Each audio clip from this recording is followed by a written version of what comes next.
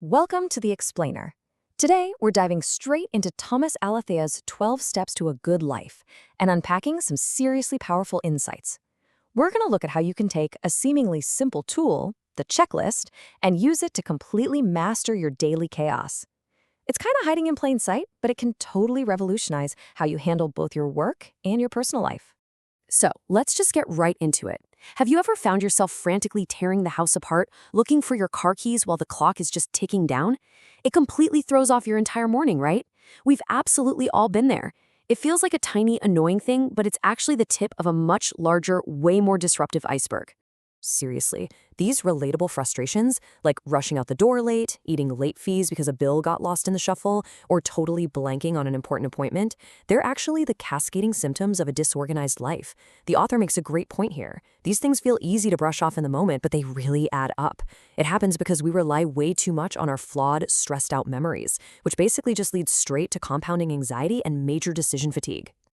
To fix this whole mess, here's our game plan for today. We'll kick things off with the cost of disorganization, then streamlining with checklists. Next, we'll break down standard and project checklists, followed by troubleshooting and decisions. After that, we'll look at the periodic checklist. And finally, how you can actually take action today. All right, let's jump straight into Section 1, the cost of disorganization.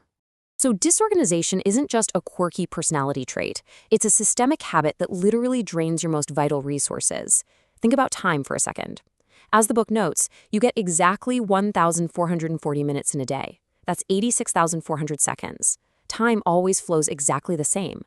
And when you're disorganized, you are actively leaking those finite seconds, not to mention draining your physical energy and your hard-earned money. But here's the good news. Since being disorganized is a habit, we can build a better one. And we're going to look at the ultimate tool to do just that. Which brings us to Section 2, streamlining with checklists.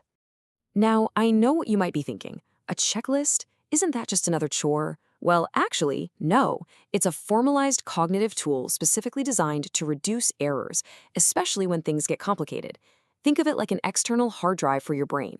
By actually writing down the steps of a complex task, you completely remove that heavy cognitive load of trying to remember what comes next. That frees you up to focus entirely on just executing the task flawlessly. And the author drops an absolutely brilliant rule right here. Unwritten or memorized checklists are no more effective than having no checklist at all. I mean, hits the nail on the head, right? If you don't write it down, your brain is going to fail you under pressure. The second things get chaotic, your working memory is the first thing out the window. You have to externalize the list. It must exist in the physical world if you want it to actually help you. Okay, let's look at the actual types of checklists in Section 3, Standard and Project Checklists. So, standard procedure lists are your step-by-step guides for regular routine tasks. Think of a specific process, like following a recipe or doing a routine machine calibration. They're built for individuals doing routines. On the flip side, you've got project checklists. These are the big coordinators. They manage moving parts across entire teams. It's an awesome structure where each team member has their own individual checklist, and then a manager oversees a master list to make sure the whole shebang synchronizes perfectly. Moving right along to Section 4, troubleshooting and decisions. Troubleshooting checklists are your best friend in an emergency. They give you a highly structured, step-by-step diagnostic process. So when a crisis hits, maybe it's a massive IT failure or a sudden mechanical breakdown, your heart rate spikes and your ability to think clearly plummets. This checklist forces you to slow down. You deploy a pre-written diagnostic approach, ruling out issues one by one, and methodically resolve the problem without giving in to the panic. No guessing in the dark, just logical steps. Then we have the decision-making checklist. Look, we all have cognitive biases, right? Confirmation bias, present bias, the sunk cost fallacy, you name it. The real beauty of this checklist is that it forces you away from your immediate emotional bias and makes you weigh your options logically.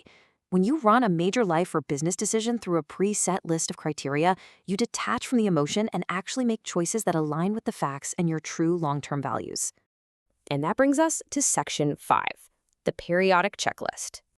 Periodic checklists are literal lifesavers for reoccurring tasks. We're talking about things like home maintenance, taking daily medications, or tracking your long-term goals over time. These are the kinds of tasks that usually don't have a screaming deadline today, but if you ignore them, boom, massive problem tomorrow. By setting up a periodic checklist, you build this amazing consistency and predictability into your routine. You're basically managing those quiet but super vital tasks that keep the engine of your life running smoothly. Finally, let's wrap this all up in section 6. Take action today. To quickly summarize, so this really sticks. You now have 5 distinct tools to streamline complex tasks, reduce errors, and get your time back.